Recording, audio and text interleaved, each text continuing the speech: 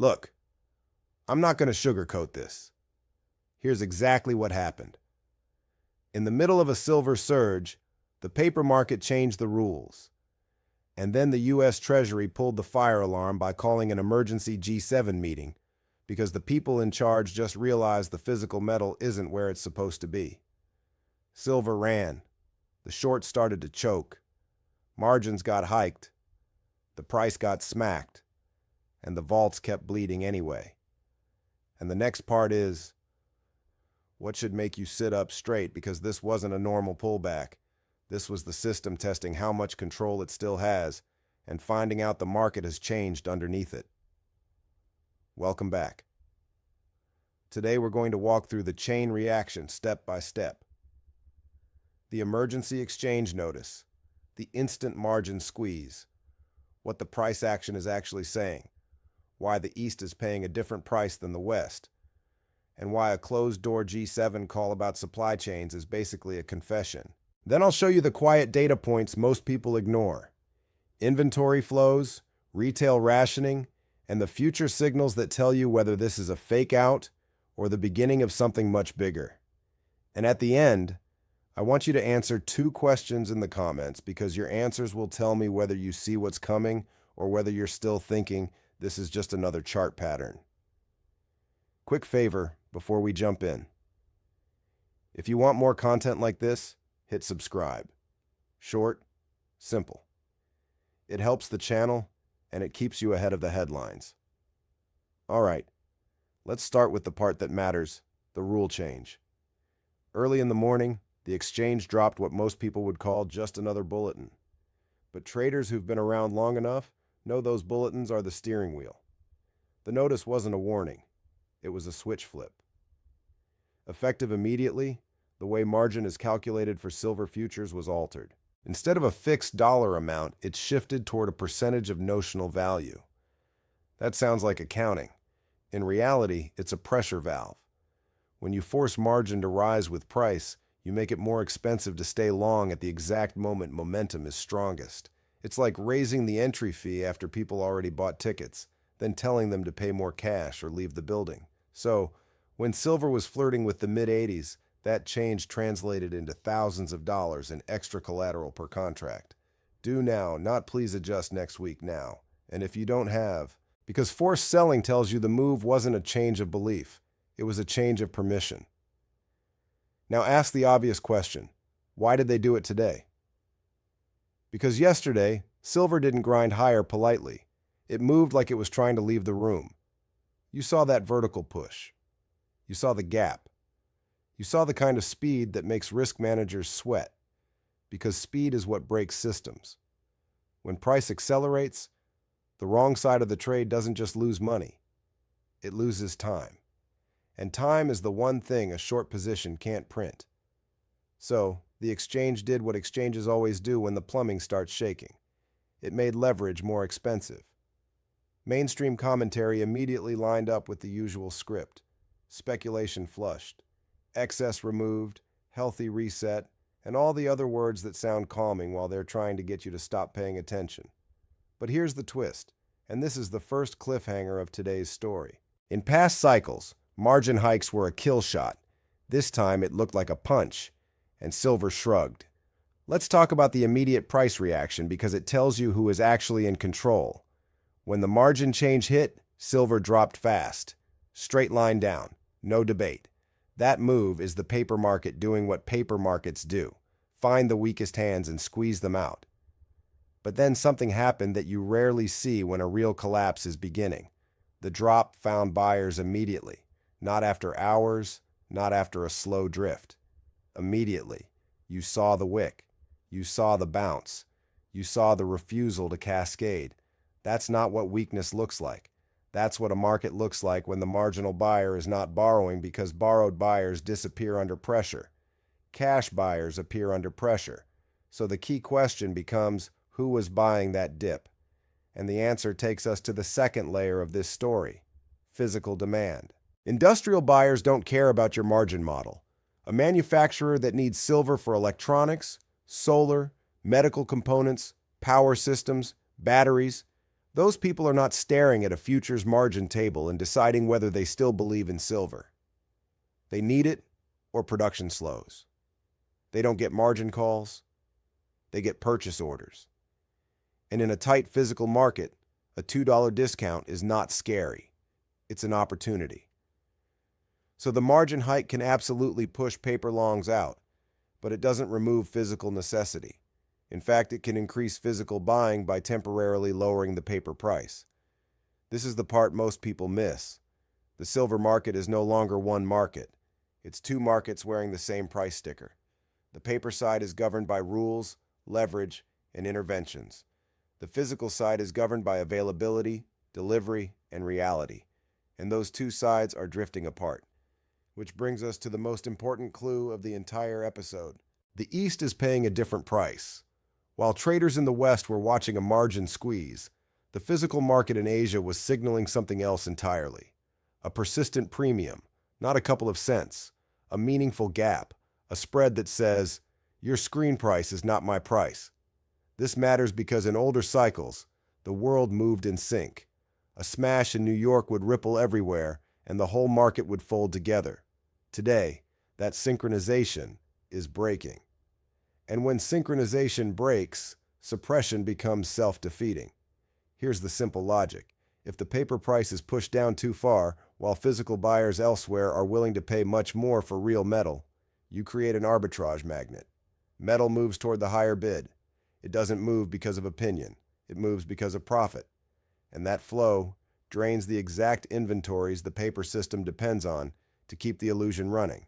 So every aggressive paper slam carries a hidden cost. It accelerates the physical drain. That's the trap. Now, while this was happening on the financial side, the political side lit up almost at the same time. And this is where the story stops being just a trade and starts smelling like national security. We have confirmation that the U.S. Treasury Secretary convened an unscheduled emergency-style call with G7 finance ministers. Publicly, it was framed around securing and diversifying supply chains. Let me translate that into plain language. You don't call an emergency meeting about supply chains unless something important is missing or about to be missing. And you don't do it during a precious metal spike by coincidence. This wasn't about abstract planning. This was about real-time pressure. Secure means supply is at risk. Diversify means the current sources are either unreliable, unfriendly, or already committed. This is diplomatic code for we don't have enough and we don't control the faucet. Now here's the next cliffhanger. What exactly are they trying to secure? Because if you zoom out, silver isn't just an investment metal anymore. It's an input, a strategic input. Modern life runs on conductivity and efficiency, and silver sits at the top of that pyramid. Military systems, communications, satellites, radar, precision, electronics, power management. These are not optional categories. And that's before you even touch the so-called energy transition, where silver is embedded into solar and grid hardware. So when governments suddenly start treating silver like a critical mineral, it's not a branding choice. It's a permission structure. Once something is labeled critical, the toolbox changes. Prioritization, allocation, intervention, and eventually rationing. Here's the uncomfortable question you should sit with. If a defense contractor needs silver for components and you want silver for savings, who gets served first? That's not philosophical. That's policy. And policy always favors the institutions closest to power. That's why this whole episode matters. The exchange can change margins. Government can hold meetings. Media can write narratives. None of that creates a new ounce of silver. You can't print a mine. You can't legislate geology. And you can't speed up a decade-long process of exploration, permitting, building, and refining with a phone call. So these emergency moves tell you something else. They're late. They're not early steps of a calm plan. They're the movements of a system reacting after the pressure has already arrived. Now, let's bring this back to the hard evidence because it's easy to get lost in headlines. The real scoreboard is inventory. While the paper price was getting shoved around, metal was leaving the vault system. And when metal leaves, It doesn't always come back because a lot of it gets consumed. Once silver becomes a component in a product, it's effectively removed from investment circulation. That's why inventory draws are so important. They are not sentiment. They are subtraction. So when you see reports of large withdrawals during a period of extreme volatility, it means buyers used the chaos to grab metal. It means the dip did not scare them. It attracted them. That leads into another signal that's been popping up in public view. Retail rationing. In a normal market, retailers don't cap sales on a popular product. They reorder. They restock. They run promotions. They love demand. Rationing is what you do when you can't reliably replace inventory at the current price. Purchase limits, one per customer rules, out-of-stock notices, delayed fulfillment. Those are not marketing tactics. They're triage. That's why small details that look boring on the surface are actually screaming at you. Because in every prior metal cycle, the price moved first and availability followed. In this cycle, availability is tightening while price is still being argued over on a screen. Now, we need to talk about the future signals because this is where sophisticated players reveal their real intention. Under normal conditions, futures traders roll forward as contracts near expiry. It's routine. It's mechanical. But when traders insist on holding the front month when they fight to stay closest to delivery, that is not routine. That is a trust issue. It says, I want metal now, not a promise later. When you see delivery demand remain sticky even as margin rises, it tells you something critical. The longs are not playing for price alone. They're playing for material. And that's exactly what shorts fear, because shorts can manage mark-to-market losses. They can't manage a world where the market demands delivery into a shortage. So the exchange tries to widen margins, shake out leverage, and reduce pressure. And if the longs still don't leave, then the system has only two paths: let price rise and let the shorts bleed. Or interfere harder, making it more difficult for the public to participate. That's where we need to keep our eyes open, because history is full of stability measures that just happen to restrict access, right when scarcity becomes obvious. Now, here's the bigger, more uncomfortable implication. A widening gap between paper price and physical price is not just a market inefficiency. It is a fracture in credibility. For decades, one marketplace set the global reference and everyone accepted it as reality. When another marketplace becomes the place that sets the floor because it's bidding for real metal, that's a regime change. And regime changes don't happen politely. They happen with volatility, confusion, and a lot of people being told after the fact that the rules had to change. So, let's be very clear about what today's action suggests. The exchange fired a strong shot. The price dipped, but it didn't collapse. The political class convened a rare, urgent call. Retail outlets began behaving like supply is constrained, and the vault system continued to lose metal. Those are not the ingredients of a finished rally. Those are the ingredients of a stressed system trying to buy time. Now, I want to pause for two quick lines. If you also like silver-related success stories, how ordinary people built wealth, made disciplined moves, and stayed consistent, there's a link in the description to a separate channel focused on that. Go check it out and subscribe over there as well, because it's a different angle that complements what we do here. All right, back to the main story, because we're about to hit the part most people won't want to hear. This is moving faster than most people expect. The system can't win by pushing the price down, and it can't win by letting the price run. So, it will try to change who gets to play. That might look like higher margins again. It might look like position limits.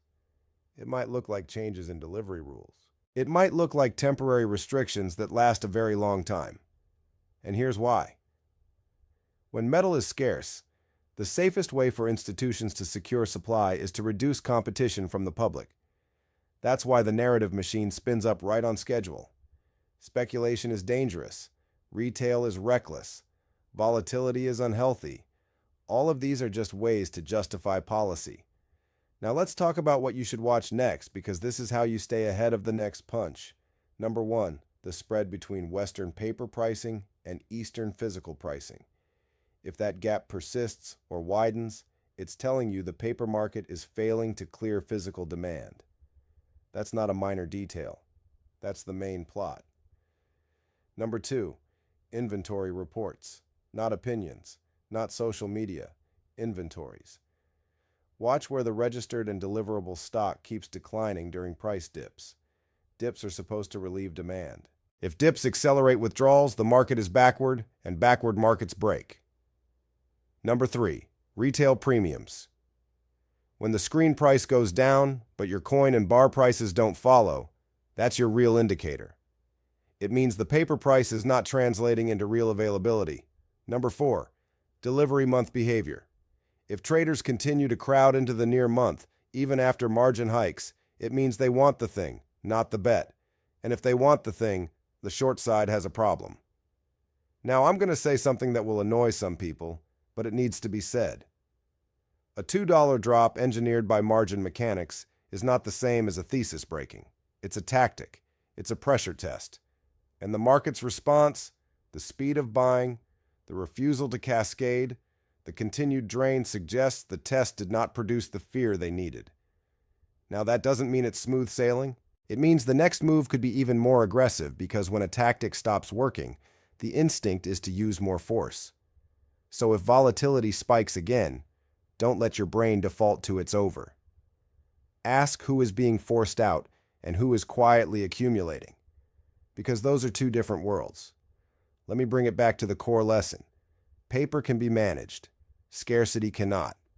And today, for a brief moment, you got to see both realities at once. Paper rules changing on the fly and physical metal still moving out the door. One more layer, because a lot of you have been asking a version of the same question. If they can change the rules, can they cap the price forever? Here's the uncomfortable answer. They can cap the screen price for stretches of time, but only by burning inventory and credibility at the same time. That's why you're seeing coordinated language about stability and orderly markets. Those phrases are not for you. They're for institutions that need reassurance while they scramble and watch the sequencing. First comes the margin hike. If that doesn't work, you get another one. If that still doesn't work, you get a regulatory headline. If that fails, you get some kind of temporary market reform.